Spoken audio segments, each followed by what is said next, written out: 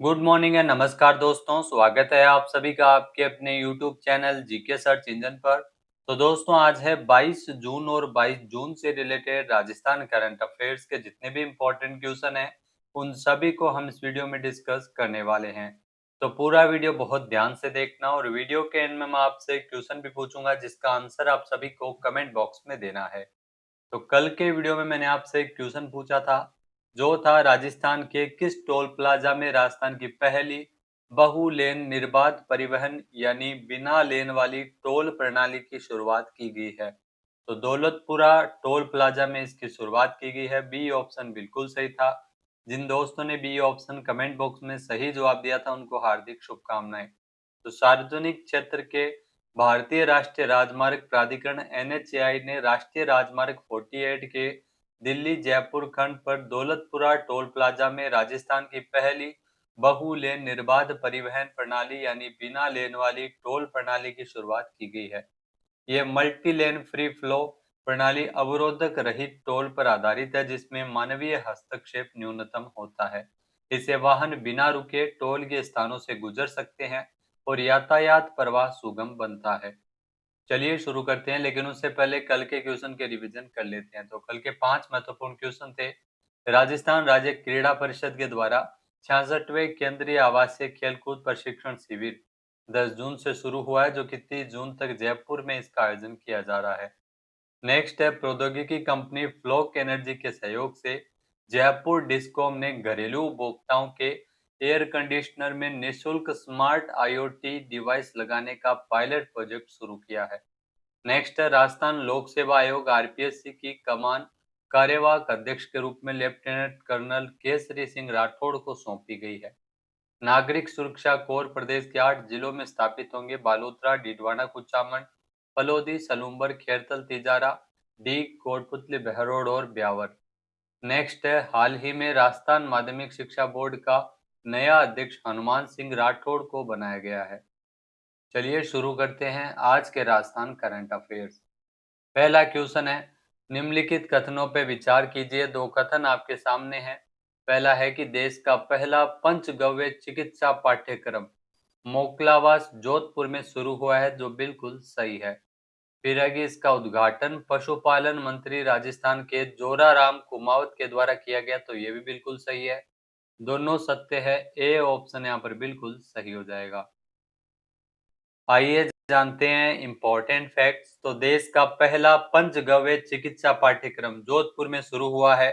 भारतीय परंपरा और आयुर्वेद आधारित चिकित्सा पद्धतियों को बढ़ावा देने के लिए मोकलावास जोधपुर में देश का पहला पंचगव्य चिकित्सा पाठ्यक्रम की शुरुआत की गई है, जिसका उद्घाटन पशुपालन मंत्री जोराराम कुमावत के द्वारा किया गया था। ये पाठ्यक्रम डॉक्टर सर्वपल्ली राधाकृष्णन राजस्थान आयुर्वेद विश्वविद्यालय जोधपुर और लक्ष्य पर्यावरण एवं जन कल्याण संस्था के संयुक्त तत्वावधान में संचालित किया जा रहा है।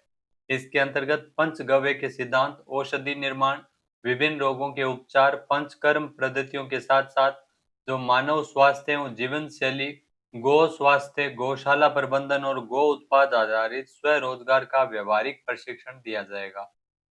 नेक्स्ट क्वेश्चन है, निम्नलिखित कथनों पर विचार कीजिए। दो कथन आपके सामने दिए गए हैं। पहला है कि राजस्थान के जो मुख्यमंत्री है भजन लाल शर्मा, इन्होंने 19 जून को ओएनडीसी डिजी दुकान ऐप का आधिकारिक रूप से लॉन्च किया है, जो बिल्कुल सत्य है। फिर है कि जयपुर व्यापार महासंघ के द्वारा आयोजित सम्मेलन में इस ऐप का अनावरण किया गया था, तो ये भी बिल्कुल सही है। कथन 1 व 2 दोनों ही सत्य है। ए ऑप्शन यहाँ पर बिल्कुल सही हो जाएगा। आइए जानते हैं इंपॉर्टेंट फैक्ट्स। तो राजस्थान के जो मुख्यमंत्री है भजन लाल शर्मा, इन्होंने 19 जून को जयपुर के बिड़ला ऑडिटोरियम में जो व्यापारिक सम्मेलन एवं महोत्सव के दौरान ओएनडीसी डिजी दुकान ऐप को आधिकारिक रूप से लॉन्च किया है। इस डिजिटल प्लेटफॉर्म का उद्देश्य छोटे और मध्यम व्यापारियों को डिजिटल बाजार से जोड़ना है, बिना किसी उच्च कमीशन के नए ग्राहकों तक उनकी पहुंच बनाना है। जयपुर व्यापार महासंघ के द्वारा इस सम्मेलन में इस ऐप का अनावरण किया गया। लॉन्च के मौके पर ही 1350 से अधिक व्यापारियों ने इस ऐप पर अपना रजिस्ट्रेशन करवाया है। थोक व्यापार का डिजिटलीकरण, ये प्लेटफॉर्म खुदरा दुकानदार, थोक विक्रेताओं और मैन्युफैक्चरर्स को एक ही मंच पर जोड़ता है। इससे दुकानदार अपने मोबाइल पर ही उत्पादों को देख सकते हैं और कीमतों की तुलना कर सकते हैं और आसानी से ऑर्डर दे सकते हैं।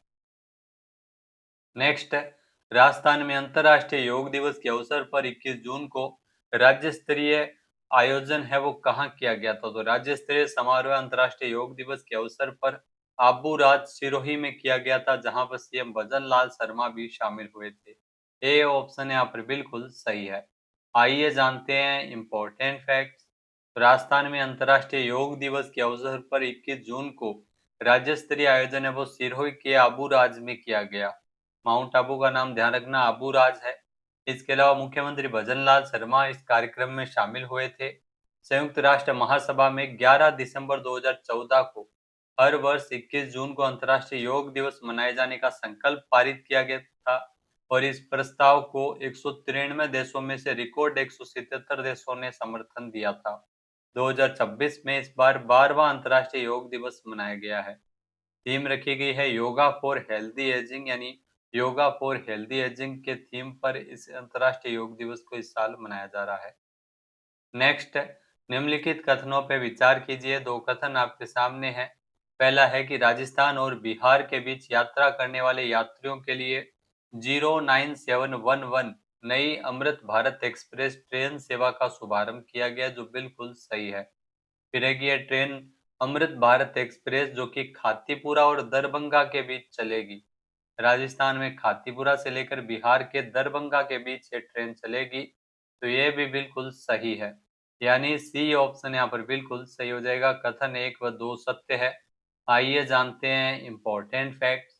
तो भारतीय रेलवे ने राजस्थान और बिहार के बीच यात्रा करने वाले यात्रियों के लिए एक नई राहत की घोषणा की है। 09711 नई अमृत भारत एक्सप्रेस ट्रेन सेवा का शुभारंभ किया, जो कि खातीपुरा और दरभंगा के बीच चलेगी। यह ट्रेन दोनों राज्यों के बीच रेल संपर्क को मजबूत करने के साथ साथ यात्रियों को सुविधाजनक और किफायती यात्रा का विकल्प प्रदान करती है। नई ट्रेन में कुल 22 कोच शामिल है, जिसमें 8 स्लीपर भी है और 11 सामान्य श्रेणी के कोच है। इस ट्रेन का जो इस ट्रेन का प्राथमिक अनुरक्षण मेंटेनेंस खातीपुरा स्थित नवनिर्मित कोच केयर कॉम्प्लेक्स में किया जाएगा।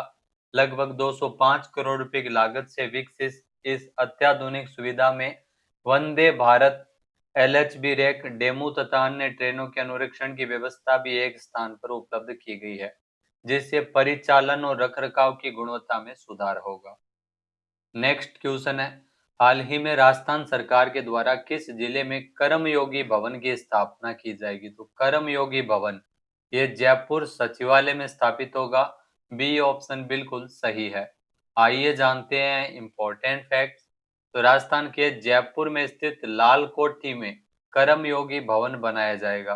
सचिवालय में स्थान अभाव को देखते हुए जयपुर के लाल कोठी में ये प्रस्तावित है कर्मयोगी भवन, जिसकी स्थापना आरएसआरडीसी के निर्माण कार्य शीघ्र प्रारंभ करने को निर्देश जारी किए गए हैं।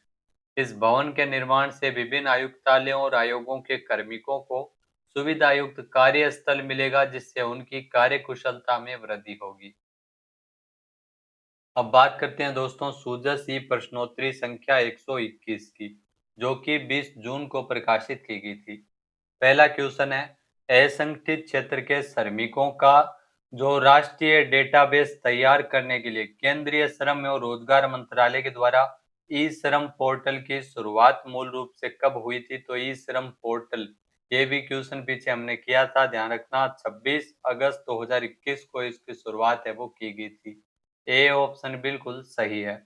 नेक्स्ट है, नवातला एवं देवीगढ़ में रेयर अर्थ एलिमेंट्स एवं खनिज के एक्सप्लोरेशन का लाइसेंस किस संस्थान या कंपनी को स्वीकृत किया गया है? तो central mine planning and design institute को यह स्वीकृत किया गया है। ए ऑप्शन बिल्कुल सही हो जाएगा। नेक्स्ट है, राजस्थान में राष्ट्रीय सुरक्षा से जुड़े गंभीर मामलों की त्वरित और प्रभावी सुनवाई के लिए हाल ही में किस विशेष न्यायालय की स्थापना को लेकर मंजूरी प्रदान की गई है? तो एनआईए को ये मंजूरी प्रदान की गई है। बी ऑप्शन यहाँ पर बिल्कुल सही हो जाएगा। नेक्स्ट है, अधिकृत कौन सा वेब पोर्टल है जिस पर साइबर अपराध की ऑनलाइन शिकायत दर्ज करवाई जा सकती है। तो cybercrime.gov.in जिस पे ऑनलाइन शिकायत दर्ज करवा सकते हैं। बी ऑप्शन यहाँ पर बिल्कुल सही हो जाएगा। नेक्स्ट है पंच गौरव योजना में एक जिला एक उपज के तहत बांसवाड़ा जिले की उपज कौन सी है? आम है बांसवाड़ा जिले की उपज। सी ऑप्शन बिल्कुल सही है। अब बात करते हैं आज के हमारे क्विज के, जिसका आंसर आप सभी को कमेंट बॉक्स में देना है। तो आज का क्विज है, हाल ही में राजस्थान माध्यमिक शिक्षा बोर्ड आरबीएसई का नया अध्यक्ष किसे नियुक्त किया गया है? एक बार फिर से सुनिएगा, राजस्थान माध्यमिक शिक्षा बोर्ड आरबीएसई का नया अध्यक्ष किसे नियुक्त किया गया है? सही आंसर आपको कमेंट बॉक्स में देना है। और अगर ये वीडियो आपको पसंद आए तो इसे आप लाइक और शेयर करना बिल्कुल न भूलिएगा। चैनल पे नए जुड़े हो, सब्सक्राइब नहीं किया है तो सब्सक्राइब बटन पे क्लिक करें। इस वीडियो की जो पीडीएफ फाइल है वो आप वीडियो के डिस्क्रिप्शन बॉक्स से डाउनलोड कर सकते हैं। क्वेश्चन आंसर आप वोट करके भी कर सकते हैं। वीडियो देखने के लिए धन्यवाद। जय हिंद, जय भारत, जय राजस्थान।